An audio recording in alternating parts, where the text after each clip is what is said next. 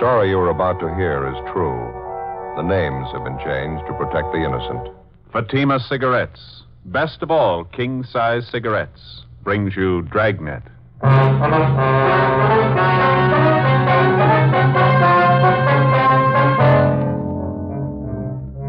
You're a detective sergeant. You're assigned to burglary detail.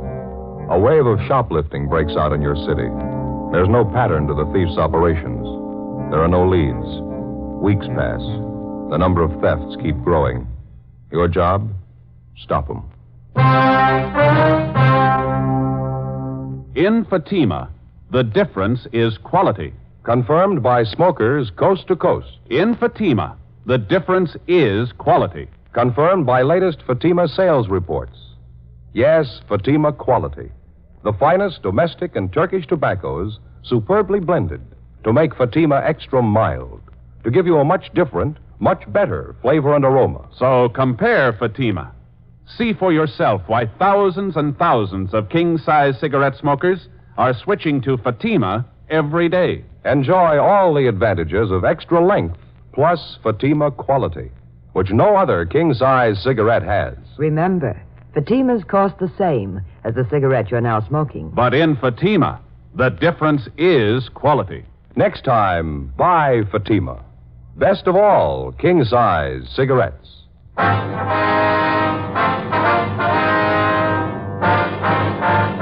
Dragnet, the documented drama of an actual crime. For the next 30 minutes, in cooperation with the Los Angeles Police Department, you will travel step by step on the side of the law through an actual case transcribed from official police files. From beginning to end, from crime to punishment, Dragnet is the story of your police force in action.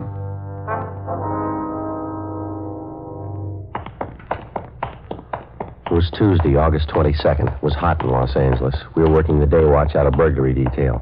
My partner's Ben Romero. The boss is Captain Wisdom. My name's Friday. It was 2:18 p.m. when we got to Anthony's Store for Women, the general manager's office. Mr. Addy? Come right in. Thank you. Thank you. My name's Romero, sir. I talked to you on the phone. This is my partner, Sergeant Friday. How do you do? Elliot, how are you? Certainly glad to see you. Let me get another chair here. Thank you very much. I haven't had time for my after-lunch cigarette yet. Care to join me? No, thank you, sir. I got a light for you. Oh, yeah. Well, I guess you know what the problem is. No need for me to go all the way back and start from the beginning. I didn't get it quite clear on the phone, Mr. Elliot. When did this last thing come up? Well, the way we have figured out, it must have happened around closing time yesterday, between 5:30, we figure. The store was pretty crowded at that time, was it? Yeah, it's pretty busy. We had a special pre-winter showing in the fur department. No one noticed it was gone until after we'd closed up. Uh-huh. Can you give us a description of the piece of merchandise, Mr. Elliot? Yes. You got it right. Complete description, you see. Silver blue mink stole, satin lining, 2 slash pockets, silver chain fastener. Complete description of it for you. Yes, I see. Thank you. These are the code numbers and the serial numbers on it, is that right? That's right. The whole thing's getting way out of hand, Sergeant. We've had a lot of things lifted from the store the last few weeks, but nothing this big. If this keeps up, I don't see how we're going to get our insurance renewed. I guess your store detectives are working on this latest one, the missing fur? Yes, but it's the same as all the recent cases we've had. They haven't been able to find a thing. All the personnel have been checked, all the people who were around the department when the fur was stolen. I mean, those it was possible to check on. As far as we know, they're all clear. Uh-huh. What were the circumstances of this thing, Mr. Elliot? I mean, was this mink stole on a display rack? Did one of the models have it on? Exactly how was it? Well, it was modeled, yes. Uh-huh. After it was shown to several parties, it was put back in stock. We have a special rack for the stoles, regular enclosed cabinets, sliding doors on it. Cabinets usually open during store hours. I see. There was a store detective in the department at the time. All those salespeople were standing around. I can't understand why one of them didn't see it happen. Mm-hmm. Mr. Elliot, you say this is the first time an expensive item like this has been lifted from your store? That's right. Now, about the personnel, Mr. Elliot, you say there's been a check made on each one of them since this thing started? Yes, sir, that's correct. And there's no reason to be suspicious at all of any one of your people? Well, as a matter of fact, there is one, Sergeant. Sales girl. She was up in 5 in the Suite 16 shop. Then she was moved down to cosmetics on the street floor. What is it that makes you suspicious for her? Well, before I say anything, I want to make it perfectly clear to you. We've never had any real proof that there was something wrong there. Dorothy started with us 8 years ago. That's the girl's name, Dorothy Kirkman. Mm-hmm. She came to us right out of high school. She seemed to be doing all right, got along with the customers, dressed neatly, always on time. And all of a sudden, this shoplifting started. We didn't think there was any connection at first. Thought it was only coincidence. How do you mean, sir? Well, just for instance, wait a minute. Get the file in there right here on the desk. I see. Yeah. Here it is. Out of the first 14 items that disappear, 6 of them were out of Dorothy Kirkman's department, right out of her section. Cashmere sweaters, expensive blouses, scarves. As I say, at first we wrote it off to coincidence, but it kept recurring. Her section almost seemed to be the focal point of all the shoplifting. That was at the beginning, of course. Did you have the Kirkman girl watched, Mr. Elliott? Yes, we did. The department head kept an eye on her, and, well, I guess Dorothy noticed it. She resented it quite a bit, had a little spat with the head of the department. We thought it'd be best for everyone if she transferred. So we had her moved downstairs to cosmetics. Mm-hmm. How did that arrangement work out? Well, for the first few weeks, fine. And we started missing things out of cosmetics. A lot of it didn't amount to too much. A lot of it did. Makeup kits, expensive perfumes. This time we called her in, tried to talk to her about it in a nice way. She got very resentful. Mm-hmm. She denied knowing anything about it, is that it? Yeah, she got very upset. Of course, there is one thing I will say. The items in cosmetics are on display all over the counters. Fell easy for anybody to pick them up. The fact still remains the stealing began in her department upstairs. She moves over to cosmetics, and all of a sudden the losses increase there. What would you figure? Yes, sir. I see what you mean. Wonder if you could have somebody point out this Dorothy Kirkman for us, Mr. Elliott. I think maybe we better have a talk with her. I'd like to help you, Sergeant. I'm afraid that's not possible. Oh? How do you mean? She quit last Saturday. We got all the information available on Dorothy Kirkman from the store's personnel files, and then we called the office and gave them a description of the stolen fur. We asked them to check the Kirkman girl through R&I. She had no previous criminal record. Before we left the store, we went to the fur department, talked to all the salespeople concerned, but we were unable to come up with anything new regarding the theft of the silver blue mink stole. We drove out to Dorothy Kirkman's last known address. She wasn't at home, but her mother was. The mother told us that the day before, her daughter had started on a new job as a salesgirl at the House of Raymond, an exclusive shop specializing in all types of cosmetics. We checked the phone book and found that the House of Raymond was located in the same 10-block stretch along Wilshire Boulevard where the shoplifting campaign was going on. It was one of the few places along there that the thieves hadn't bothered. It was 3 blocks from Anthony's store for women, the Kirkman girl's former place of employment. 4:05 p.m. We located her behind one of the front counters.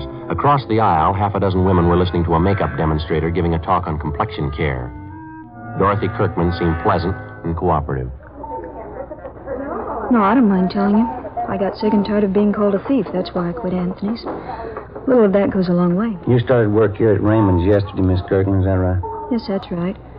I think I'm going to like it a lot better than Anthony's. Mm-hmm. While you were working there at Anthony's, ma'am, I suppose you'd heard that quite a bit of shoplifting was going on. Yes, I knew about it. Guess every girl in the store knew it. They had a big personnel meeting about it. You have any suspicions of your own, Miss Kirkman? How do you mean that? Well, I mean, was there anyone in particular that you might have been a little suspicious of? Maybe one of the customers? No.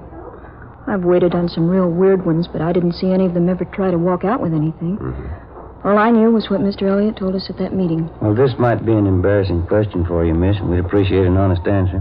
Yes?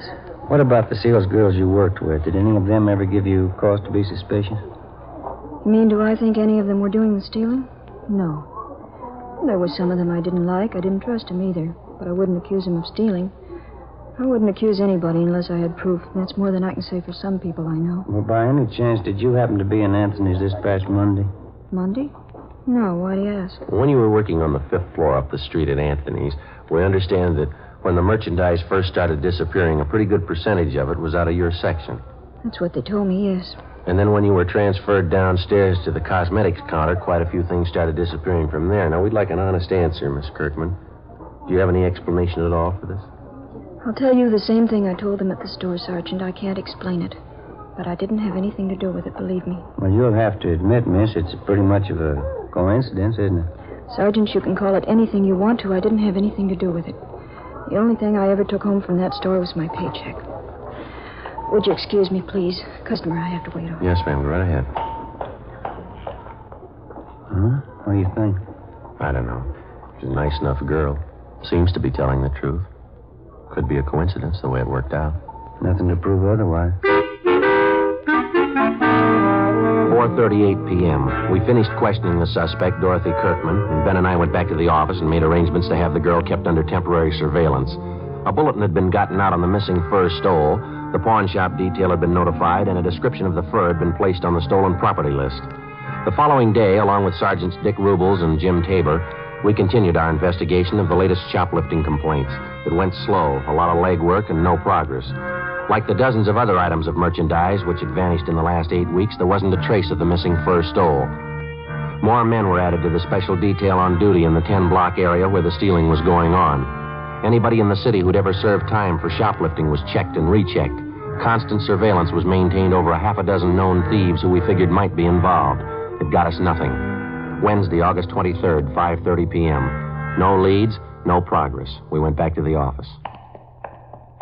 Sure hope I get home before 6 o'clock tonight. I want to see that shoe repairman out in our neighborhood. Well, what's the matter? You need some half-soles? No. I went in his shop the other day and he conned me into a new set of arch supports. Matter of fact, he didn't even call them arch supports. What did he say they were? Metatarsal supports. You know, supports from metatarsal? Yeah. That's one of the bones in the foot.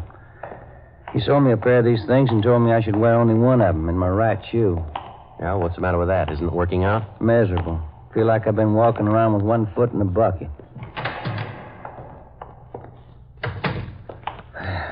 I'll check the book. Okay.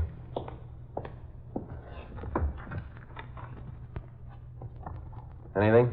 Yeah, sure is, from Robles. What do you got? That mink fur. It's been found. 2 hours before, at approximately 3:30 p.m. in the main depot of the Santa Fe bus lines, a 38-year-old housewife, a Mrs. Harriet Briggs, noticed an unclaimed parcel lying on one of the benches in the depot waiting room. When it became apparent to Mrs. Briggs that the parcel was either lost or forgotten, she picked it up and took it to the clerk in charge of lost and found articles. In checking the package for some kind of identification, they discovered the silver blue mink stole inside. A car was dispatched to pick up the fur, and it was identified as the garment taken from Anthony's fur salon. Mrs. Briggs volunteered to come along to the office to give what information she could. A stakeout was placed at the bus depot in case anybody called for the package. 5:50 p.m. We interviewed Mrs. Briggs in the squad room. That's right, officer. It was just a little before 3:30. I was in the bus depot there waiting for my husband. That's when I first noticed this package lying on the bench just across from me. I see. Where'd you go on, please, Miss Briggs? I didn't think anything of it at first. I went on reading the afternoon paper, but no one came for the package. It was just lying there. Was there a long time. Well, how long would you say, ma'am? I mean, before you picked it up and took it to the lost and found clerk?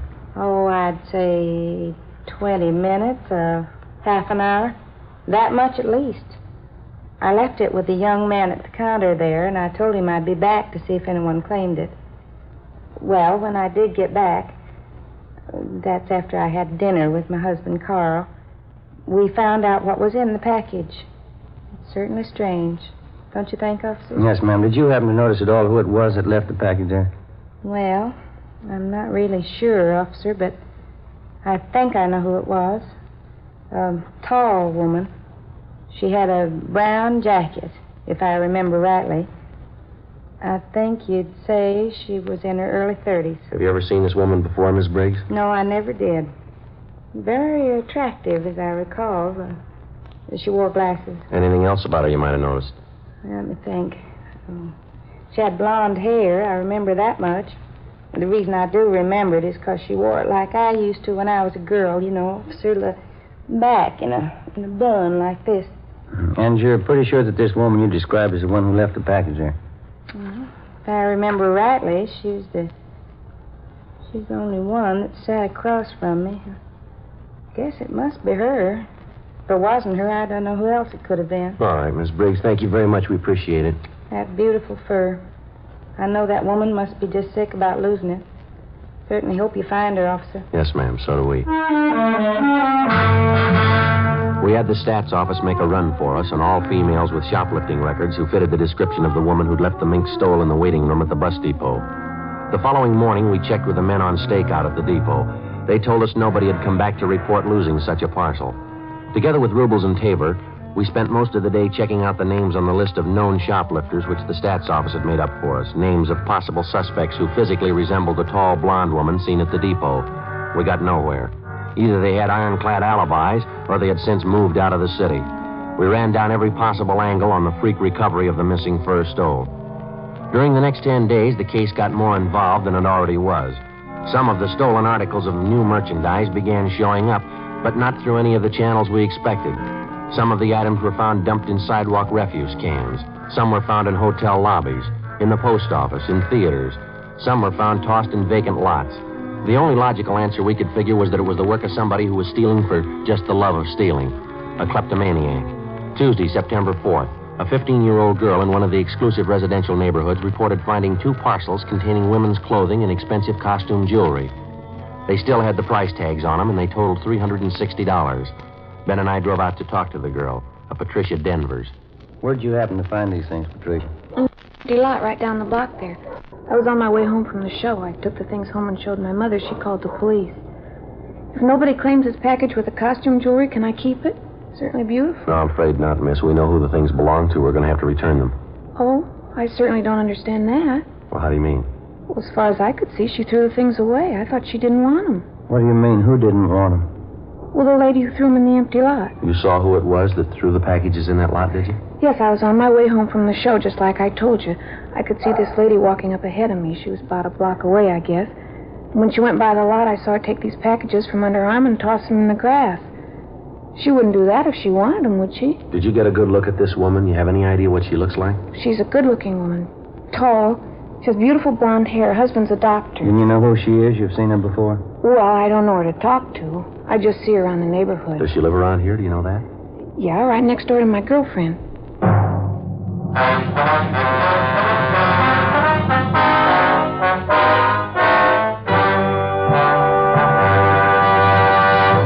You are listening to Dragnet, authentic stories of your police force in action. If you smoke king-size cigarettes, listen to Fatima's amazing new offer. Buy a pack of Fatimas. Enjoy their extra mildness and superbly blended tobaccos. If you don't like Fatima's better than the king-size cigarette you are now smoking, return the pack with the unused Fatimas, and we'll give you your money back plus postage. We make this amazing offer because we believe Fatima is the best of all king-size cigarettes. Smokers all over the country are confirming this every day. Here is the latest state-by-state report. State 1, Fatima sales up 69%. 2, sales up 118%. 3, sales up 92%. 4, sales up 142%. And those are just a few. Remember, if you're not convinced Fatima is better than your present king-size cigarette, just return the pack with the unsmoked Fatimas before December 1st and get your money back plus postage. Fatima, Box 37, New York 1. Buy Fatima.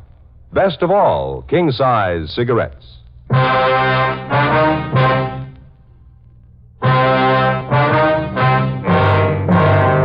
Tuesday, September 4th, 5:15 p.m. With the help of the 15-year-old girl, Patricia Denvers, we got the name and address of the woman who had been seen tossing the parcels of stolen merchandise into a vacant lot in the west end of the city. The woman was identified as a Mrs. Virginia Sterling, the wife of a Dr. Bruce Sterling, a fairly prominent young surgeon with offices in Beverly Hills.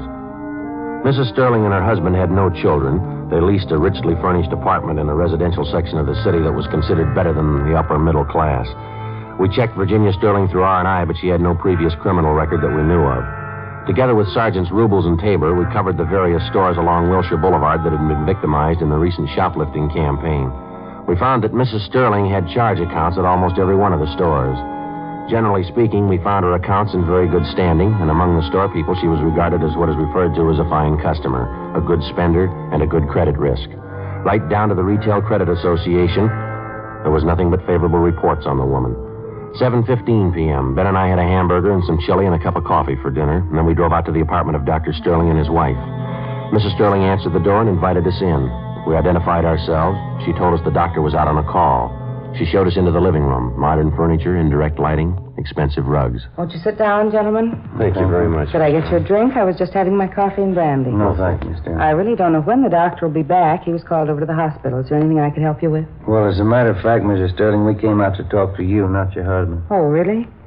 What is it you wanted to talk to me about, Sergeant Romero? Well, ma'am, we understand that you do quite a bit of your shopping along Wilshire Boulevard. Is that right? Well, yes, I shop downtown quite often. Except for the problem of parking, I find it a lot more convenient. Why do you ask? Miss Sterling, do you do much of your shopping at Anthony's? I believe that's out in the Wilshire district. Yes, I do. For my sports clothes, especially. They have a very good selection. Mm-hmm. Would you remember if you were in Anthony's on the 22nd of last month? I believe that was a Tuesday. On a Tuesday. No, I don't think I could remember one way or the other. I really don't have any special day for shopping. I just go when I feel like it or when I need something. Have you ever been in the first salon at Anthony's, ma'am? Have you ever made any purchases there? I suppose I've been in almost every department at Anthony's at one time or another. I can tell you, though, I've never bought any furs there. As I told you, the main reason I go there at all is because of their sportswear.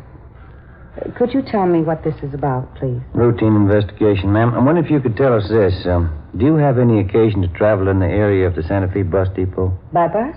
No. I don't think I've been on a bus since I've been married, and that'll be 6 years this coming December. You've never been in the Santa Fe bus depot downtown, then? No. I think I know where it is. I've driven past it. I've never been inside, though. Why should you want to know that? Well, Miss Sterling, we're going to be honest with you. This has to do with an investigation we're on. Now, we've had a couple of reports that you were seen at the Santa Fe bus depot on August 23rd. That was on a Wednesday. Reports came from pretty reliable people. Well, I certainly consider myself reliable, and I say I've never been there. Now, if you don't mind, I'd like some kind of explanation for this questioning. You mean you have no idea why we drove out here to talk to you? Well, of course not. Number one, I don't understand your questions at all. Number two, I'd like to know what they have to do with me. Well, it has this to do with you, ma'am.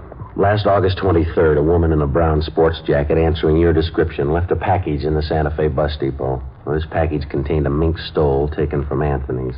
The woman who left the package in the depot fits your description perfectly. That's all? It's a coincidence? Yes, ma'am, maybe.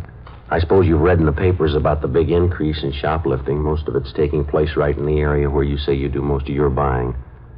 Well, we've checked out every single one of the cases, Mrs. Sterling. Took us a long time. We found a dozen salespeople in those stores. Every one of them tells us that you were around the particular store when the shoplifting took place. Law of averages, Mrs. Sterling. You show up too often in the reports. Would you please leave my house? Both of you, please. I'm sorry, Miss Sterling, but you'll have to come along with us. What do you mean by that? Don't you know you can get in trouble making false accusations? I'm going to call my husband right now. Yes, ma'am, if you like. Go right ahead.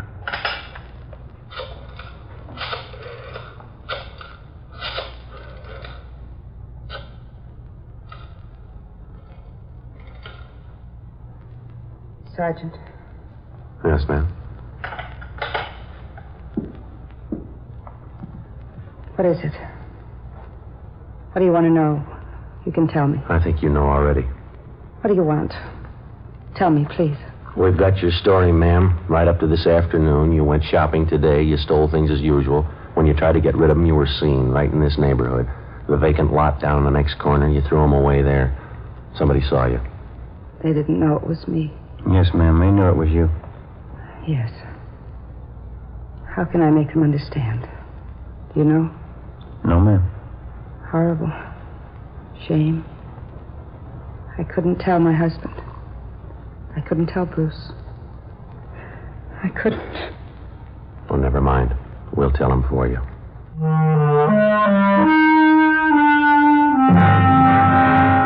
9:35 p.m. We got in the car and drove Mrs. Sterling downtown to the city hall. We took her to the interrogation room, called a police stenographer, and we began to take her complete statement.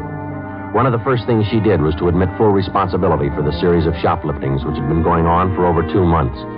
She told us that her kleptomania, the urge to steal things, had started with her as far back as her junior high school years. She admitted as a girl she stole books, tablets, pencils, pieces of chalk. And as she grew older, it seemed to get more serious with her. It carried over into her college years. And that's when her stealing first got her into trouble. It was when I joined this sorority. It was just like high school. I was all alone. We had a lot of clever girls in our house. Some of them were smart, some of them were pretty. All of them seemed to be doing something except me. I had to prove it to them. I guess I had to prove it to myself. I was smart, too. See, you figured that taking things was the best way to prove that. Yes, I suppose so. Of course, it wasn't easy, you know. The awful part was I got caught one day. It was kind of a relief in a way. I mean, how could they know I was just as smart as they were if They didn't find out what I was doing. Did you stay on at college after that, Miss Sterling? Oh, no, I couldn't after that. They voted me out of the sorority. There wasn't anything to do but leave, so I left. Uh-huh. What happened after that? I went to New York and stayed with an aunt I have there. I got a job. Had several jobs. The same thing came up again. I lost 2 of the jobs. Same thing over again. I just couldn't help it. Always means so much to me. Taking things, not being caught, getting away. Getting away. The things I took, they never meant anything to me. Nothing.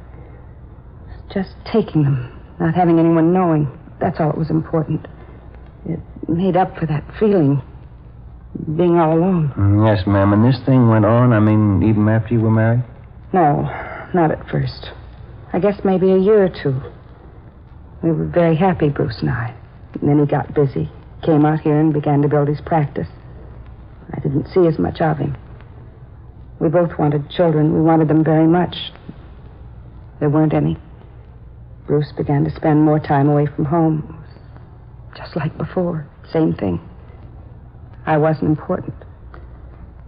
I was all alone again. Wasn't anybody. You know what I mean, don't you, Sergeant? Yes, ma'am. There ought to be an answer someplace.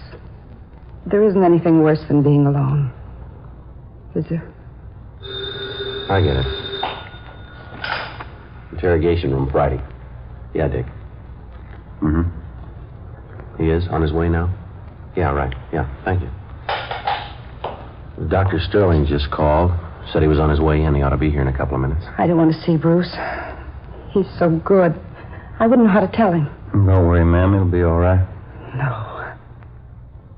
I'm alone. He's alone. It'll never be all right anymore. Well, he's on his way in now, and he wants to see you. What can I tell him? What's it going to be like? What's going to happen after this? I don't know, ma'am, but you won't be alone anymore.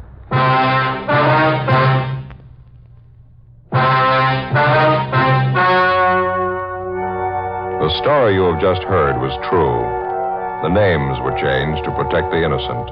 On December 9th, trial was held in Superior Court, Department 88, City and County of Los Angeles, State of California. In a moment, the results of that trial.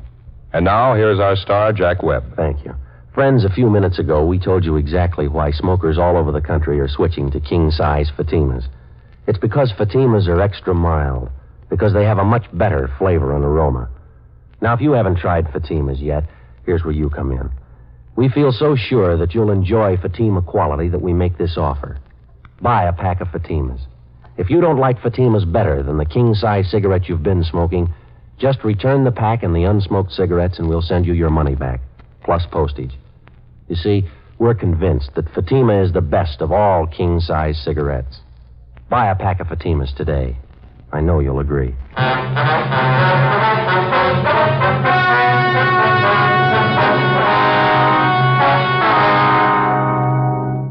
Mrs. Virginia Sterling was tried and convicted on several counts of grand theft and received the sentence as prescribed by law, the terms to run concurrently. Grand theft is punishable by imprisonment for not less than 1 or more than 10 years.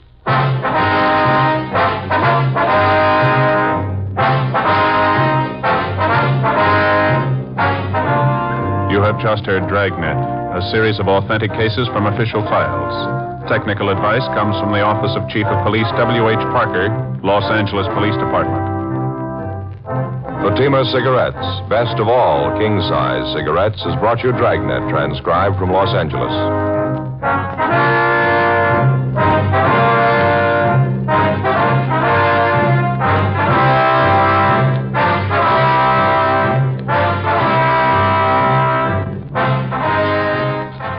Stay tuned for Counter Spy, next on NBC.